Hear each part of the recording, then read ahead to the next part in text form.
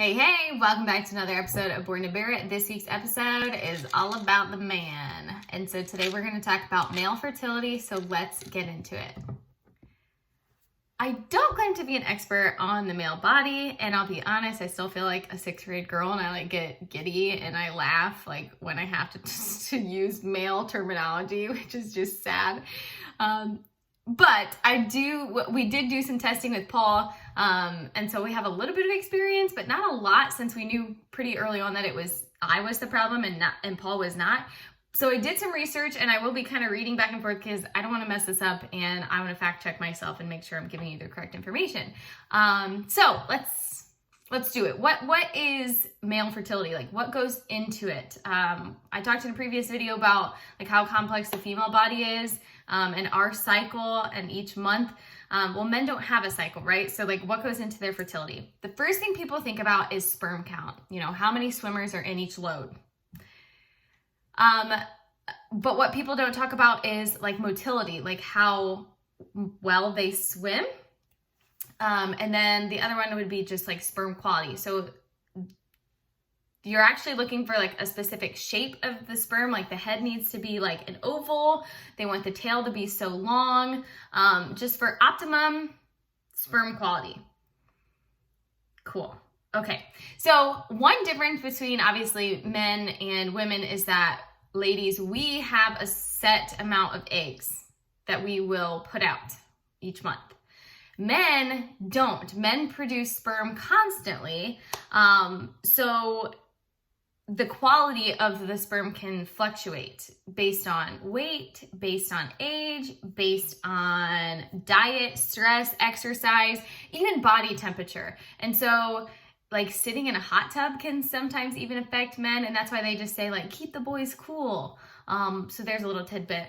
But sometimes guys can be just as complicated as us. It could be your genetics, could be also hormone imbalances just like us. Sometimes even testosterone creams and other testosterone supplements and hormone additives can mess with it. You would think the more testosterone, the better sperm quality, right? Or the more sperm, but not always. So men can be somewhat complex just like us. So the easiest way to find out if you have any issues with this would be to have a semen analysis done. And we did this pretty early on.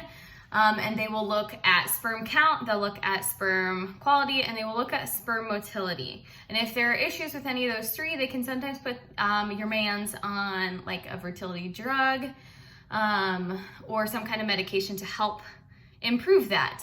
So for example, one common fertility drug that is fairly simple and affordable to try is called Clomid. And most people think oh, the female is on Clomid and that's how a lot of people get pregnant, but not always. Sometimes the man is actually put on Clomid. So there are drugs and medications that can help with overall sperm quality. And so the first thing you would have to do is go and get a semen analysis done on your dude. So other things that you can try kind of on your own, experiment with them, or do a little bit more research about these to kind of help with male fertility, help boost that male fertility, are the following. So one would be acupuncture, and they say that is really beneficial for both female and male fertility. So to actually go and see an acupuncturist, some people really buy into it, some people don't, but that is one suggestion. And supposedly, if you do your research on Google, there are some specific points in the in the man's lower back for acupuncture that you can do on your own at home before sex. And they say 10 minutes before to try to find those points and do a little bit of home acupuncture before the deed and see if it helps. We'll try anything, right? Another suggestion is to take specific supplements. And those include, I know one that our specific fertility specialist told Paul to get on right away was CoQ10. That's a popular one if you look it up. Another one is vitamin C and vitamin D. To add those to your man's supplement routine. Zinc is another one that's suggested, and one that surprised me is folate.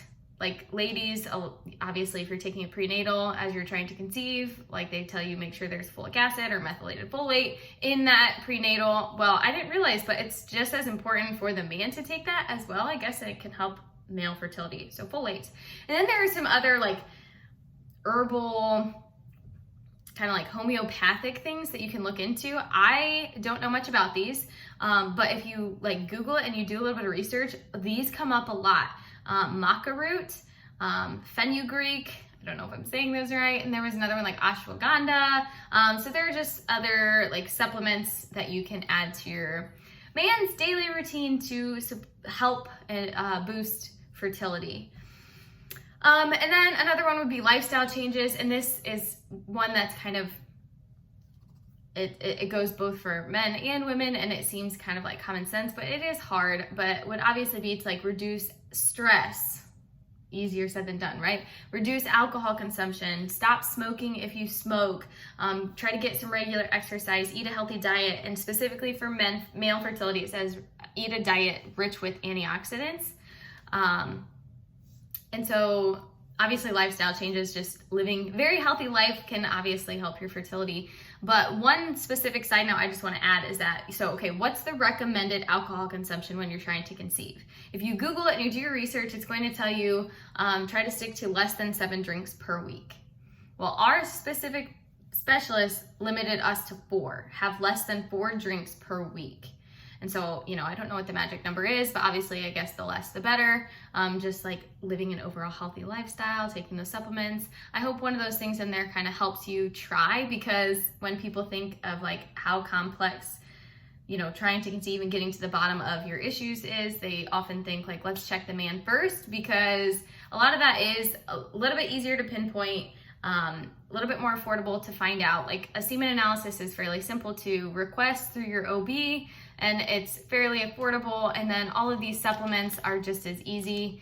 I do want to mention one that I didn't mention before, but like we did lots of research and we came across this specific supplement. It's called EU Natural. That's the brand. And then it's called just Conception for Men. And if you look at the ingredients list, it has folate, it has zinc, it has some of those like the maca root, the ashwagandha, like a lot of the things that you find when you Google like the right supplements for your man to take when trying to conceive for fertility are in this specific supplement. So we gave it a shot. Obviously it wasn't going to help us in the long run because of my genetics, but I don't know, might be worth looking into. I wish I knew more, but I'm not a man, and in our specific experience, like we knew fairly early that it was me and not Paul. But after doing some research, it does make sense. Like sperm quality is extremely important, and a semen analysis is very easy to get. So I hope this helps a little bit with you and your mans and your fertility journey.